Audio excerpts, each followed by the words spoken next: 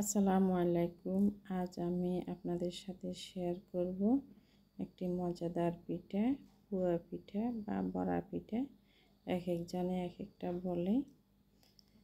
প্রথমে আমি হাফ বাটি চিনি নিব, সামান্য লবণ দেব,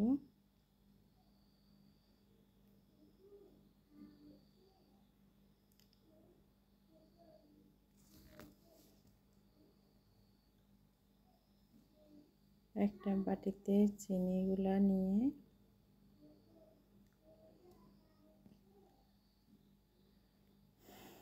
এক বাটি পানি দেব, আবার হাফ বাটি পানি দিয়ে মোট 1.5 বাটি পানি হবে। চিনিগুলা পানির সাথে একটু গুলিয়ে নেব।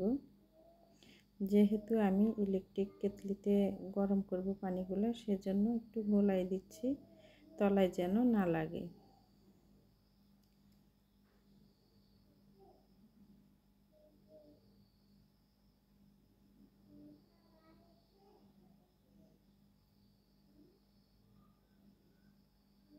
পানিগুলা গরম দিয়ে এর মাঝে আমি এক বাটি চাউলের গুঁড়া নেব,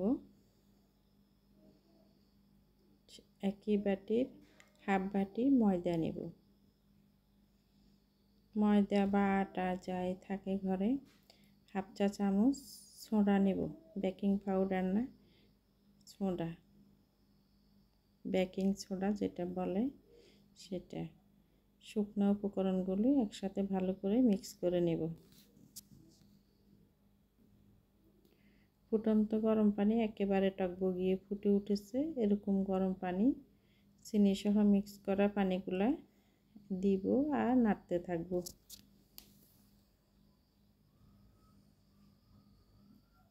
পানি সব ঢেলে দিয়ে নাড়তে গেলে সবগুলি এক জায়গায় ধলা হয়ে যাবে।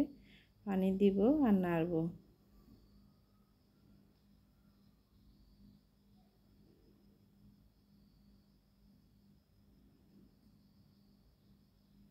একেবারে ফিনিশিং হয়ে যাওয়া পর্যন্ত নাড়তে হবে।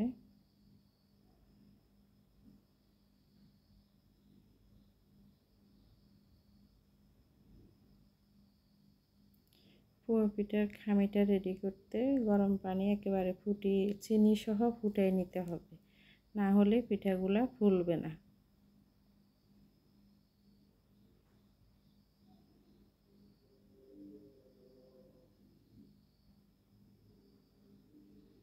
ভালো করে ফিনিশিং হওয়া পর্যন্ত নাড়তে হবে।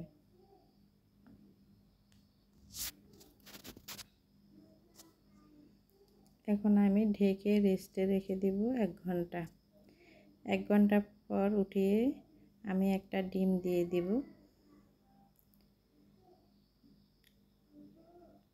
ভালো করে ডিমটা মিক্স করব।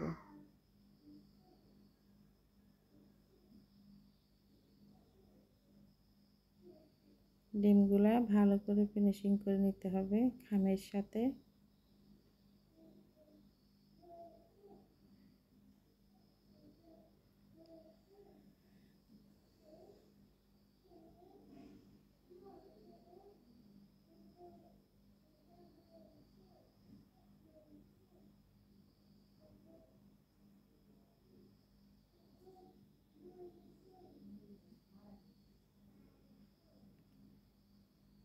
খুব বেশি ঘনও না, আবার পাতলাও না। চিতল পিঠার থেকে আরেকটু ঘন হবে খামিটা। চিতল পিঠার খামি আমরা যে পরিমাণ পাতলা গুলি, তার থেকে একটু ঘন হবে। এখন আমি তেল গরম করে একটা একটা করে পিঠার গোলা দিয়ে দিব, গোল চামচে করে।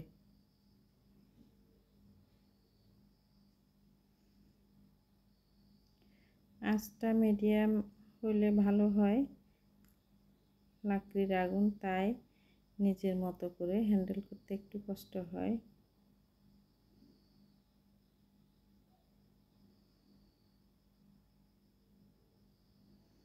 হয়ে গেল একটা পিঠা, খুব সুন্দর করে ফুলেছে মাশাআল্লাহ।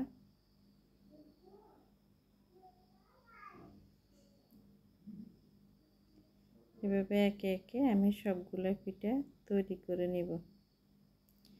যখন পিঠার খামি চামচে করে দিবেন, এরপরে একটু একটু তেল উঠিয়ে দিলে মাঝখানটা ফুলে উঠবে তাড়াতাড়ি।